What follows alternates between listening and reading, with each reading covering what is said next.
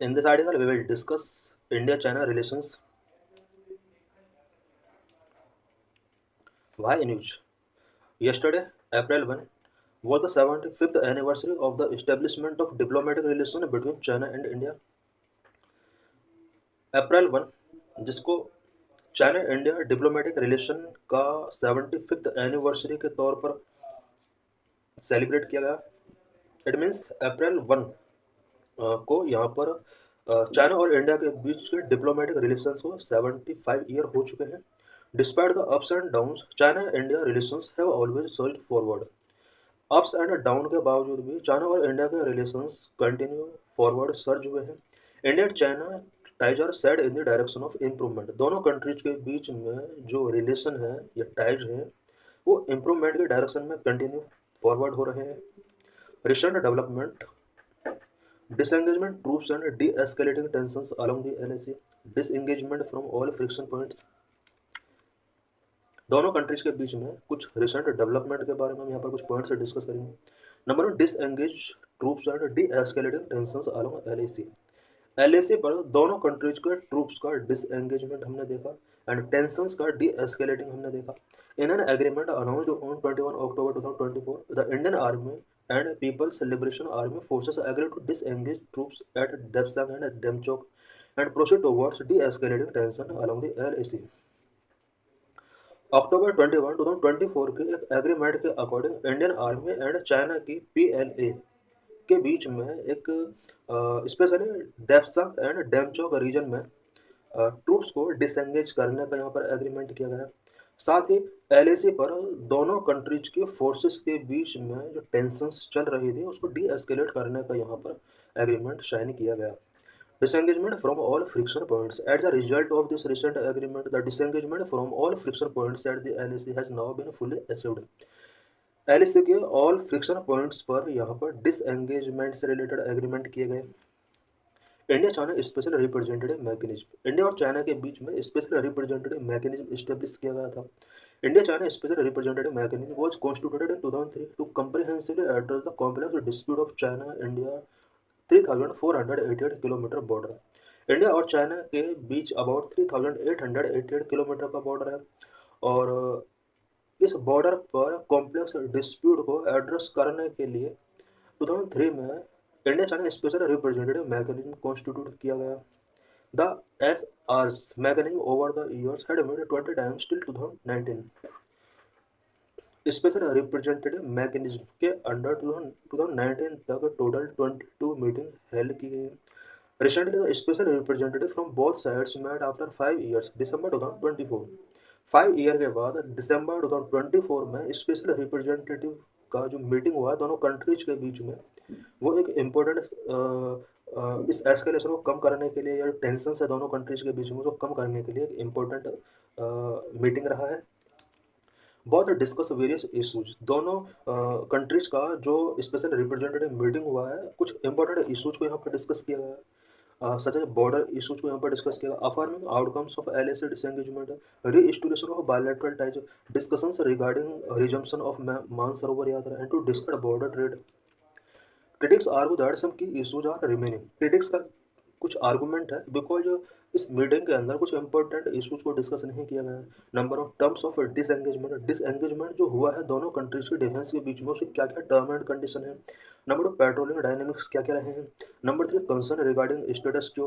Number 4 buffer zone and territorial empire. Number 5 eastern sector concern. Number 6 policy consistency.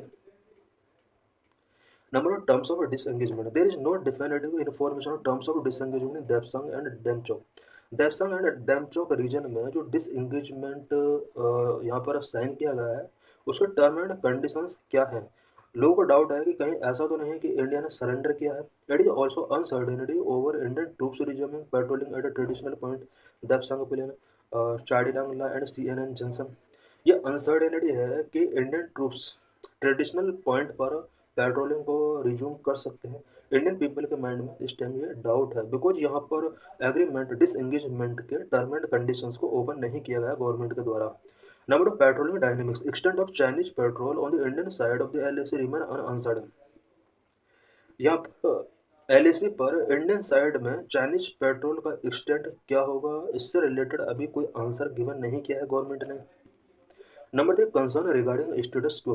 The status quo along the border Altered by China since April 2020।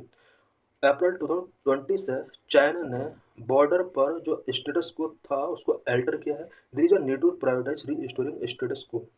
India के लिए बहुत important हो जाता है कि जो 2020 से पहले सिचुएशन थी उसको रीस्टोर किया जाए। Various military expert indicate restored access to traditional patrolling point. Number four buffer zone and territorial impact. Creation of buffer zone has territorial implications for India. India को चाहिए कि बफर जोन क्रिएशन किए जाएं so that इसका territorial implications बहुत ही important है। Buffer zone, इसके थ्रू हम सिक्योरिटी को इंश्योर कर सकते हैं।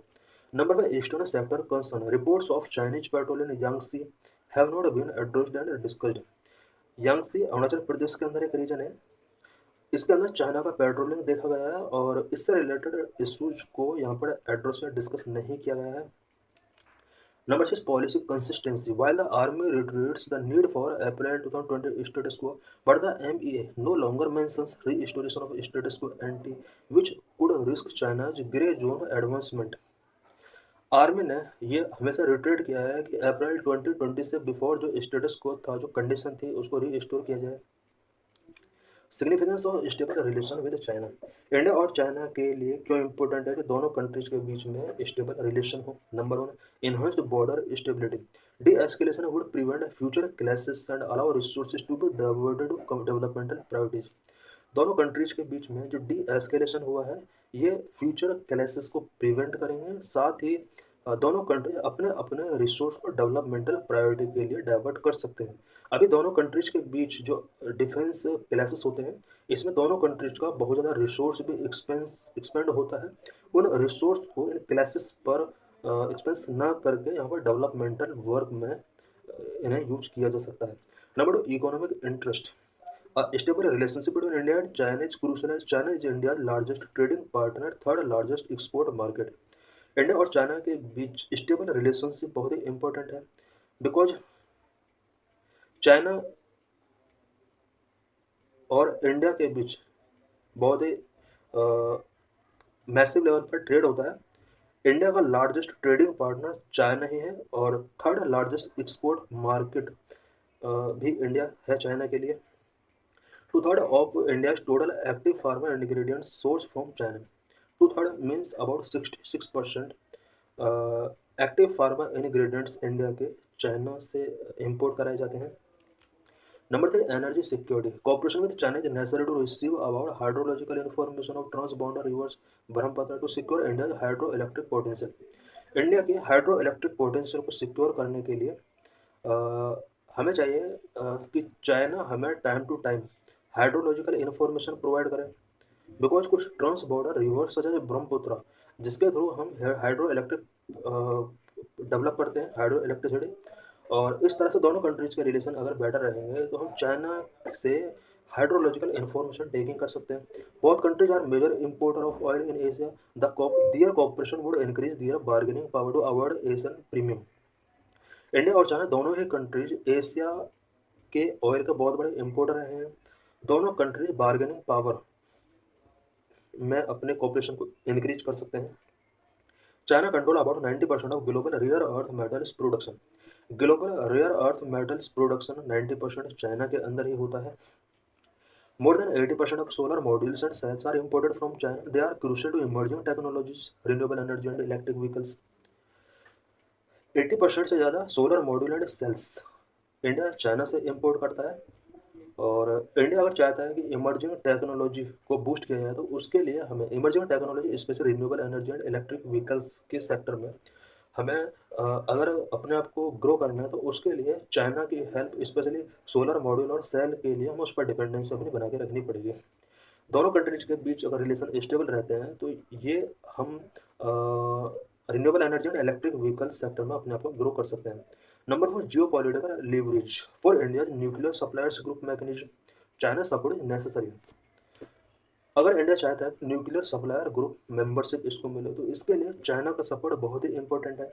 अगर चाइना और इंडिया के बीच में कंटिन्यू अगर क्लैश होते रहेंगे तो कभी भी इंडिया न्यूक्लियर सप्लायर ग्रुप का मेंबर नहीं बन सकेगा। Resolving dispute enhance India's credibility. lead to its bid for a permanent UNSC seat.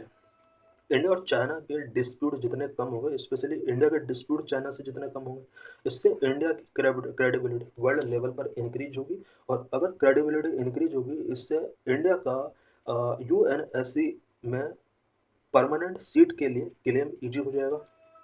Number 5, counter balancing western dominance. Western dominance को काउंटर बैलेंस करने में भी इंडिया और चाइना का कॉपरेशन बहुत ही इंपॉर्टेंट है।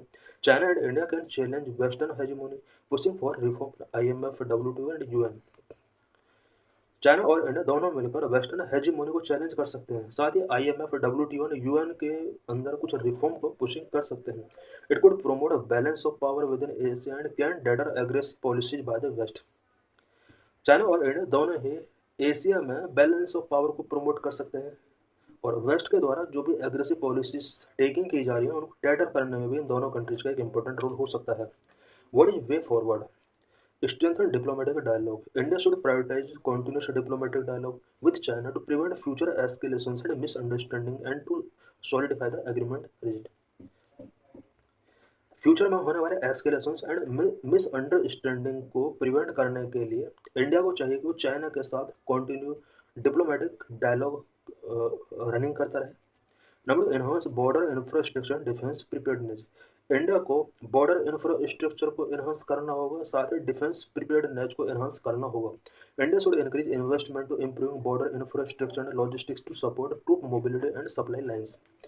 Troop mobility and supply lines को सपोर्ट करने के लिए इंडिया को अपना बॉर्डर इंफ्रास्ट्रक्चर एंड लॉजिस्टिक को इम्प्रूवमेंट करना होगा, इस पर इन्वेस्टमेंट को इंक्रीज करना होगा।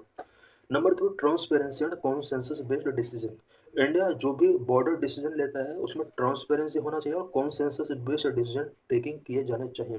There is a need for greater transparency from the government and need to broad consensus with opposition on China policy. India का चाइना पॉलिसी जो भी है, गवर्नमेंट को चाइना पॉलिसी रिलेटेड ओपोजिशन का कॉन्सेंसस यहाँ पर कंटिन्यू मेंटेन करना होगा। साथ ही गवर्नमेंट का जो भी पॉलिसी है चाइना को लेकर उसमें ट्रांसपेरेंसी, ग्रेटर ट्रांसपेरेंसी होना चाहिए। Number 4, respect consistent position. India's consistent position is that the maintenance of peace and transport on border area is prerequisite for the development of our ties which needs to be conveyed with China.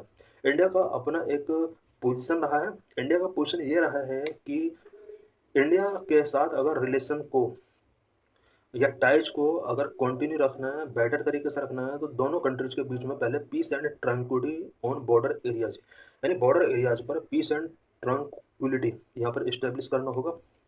और इस principal को China के साथ India को share करना चाहिए। It means India को चाहिए कि चाइना को वो बताए कि अगर हमें अपने टाइज को स्ट्रॉन्ग करना है तो पहले बॉर्डर एरियाज के अंदर हमें पीस इस्टेब्लिश करना होगा। While challenges persist due to China's assertive policies, strategic preparedness is crucial for securing India's interest and ensuring regional balance in Asia. Because China का असर्टिव पॉलिसीज की वजह से यहाँ पर बहुत सारे चैलेंजेस परसिस्ट हैं, और इंडिया को चाहिए कि अपना स्ट्रेटेजिक प्रिपेयर्डनेस मेंटेन करके रखे, सो दैट एशिया के अंदर रीजनल बैलेंस को इंश्योर किया जा सके। This is PYQ related to this article.